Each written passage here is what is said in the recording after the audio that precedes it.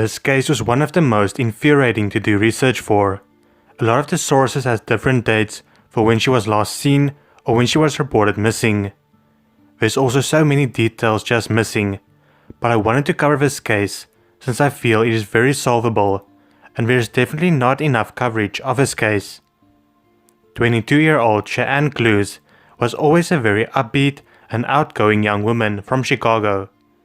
Her social media accounts was filled with selfies and memes. On January 13, 2016, her mother, who she was very close with, unfortunately passed away. This was after a long battle with liver failure. Then shortly after that, Cheyann also lost her beloved dog. As you can imagine, this was a very hard time for her. On September 4th, 2016, she posted on her Facebook, "Unfortunately just lost another part of her family, my puppy Mika. I had the opportunity to have you as my best friend for 11 years of my life. Go get mom and keep her company up there. I love you." Cheyann became depressed, and you could see how much she was suffering on a Facebook post she made. She began hanging out with people that weren't good for her. One of these people were 31-year-old Gabe Sedekase. At one point, Cheyann and Gabe was arrested. She was charged with obstructing identification and illegal transport of alcohol, while Gabe was charged with possession of a controlled substance. On the night of November 27th, Cheyann left her home with a laptop and a few pieces of clothing. She then went to the house of 38-year-old Brian Biddle. This is 4 photos that was posted by Brian on Cheyann's Facebook that day.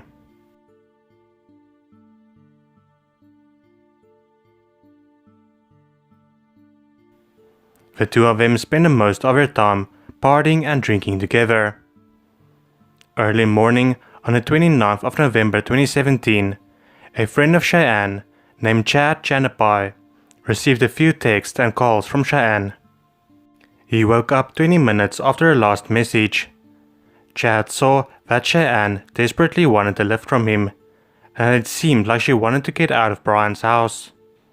Chad tried calling her, but there was no answer. He then called Brian, who told him that he slept for 18 hours after all the drinking, and when he woke up, Cheyann was gone. The day of when she was actually reported missing also does not seem to be known. I saw some people say on the 1st of December, on the 11th of December, and also the 12th of December. It is known that it is her father had reported her missing. On December 11th, 2017, a 911 call was made from Cheyann's phone. The person who called immediately hung up. It is unknown if it was Cheyann who called or someone else. If she was reported missing on the 11th of December by her father, like some sources say, then it would also be quite a coincidence that a 911 call and her being reported missing happened on the same day. It is possible that Cheyann saw that she was reported missing and tried to call 911, or that whoever caused Cheyann to disappear called 911 to try and take the investigation into the wrong direction. Police were able to trace her call to Mallard Lake Forest Preserve, about 20 miles from Brian's house. The police searched the area extensively. Something I saw a lot of people say was that they didn't search any of the lakes or the ponds. I definitely think they should check it. They found a couple of items, but nothing that could be linked to Cheyann's disappearance at all. The police has stated that Brian Biddle is not a suspect, and he has been cooperating with them.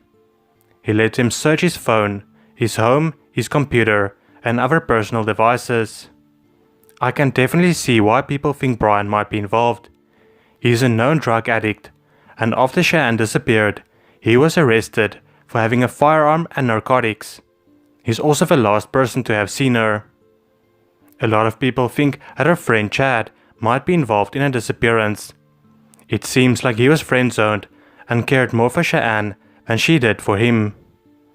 In his interview with Crime Watch Daily, he made it clear how he disliked the fact that Cheyann was with other men like Brian and Gabe.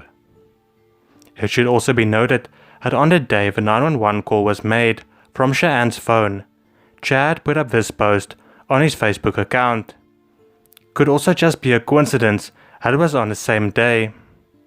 Also in his Facebook, you'll see that pretty much all of his posts are about Cheyann, even before she disappeared. He would always call Cheyann babe or baby girl, which sounds to me at least like something a boyfriend would say, not just a friend. It could of course also be someone other than Brian or Chad. If she really wanted to get away from Brian's house, and Chad wasn't responding, she surely must have tried to reach someone else. She doesn't have a car or any money, so she must have gotten to the nature preserve with someone else most likely.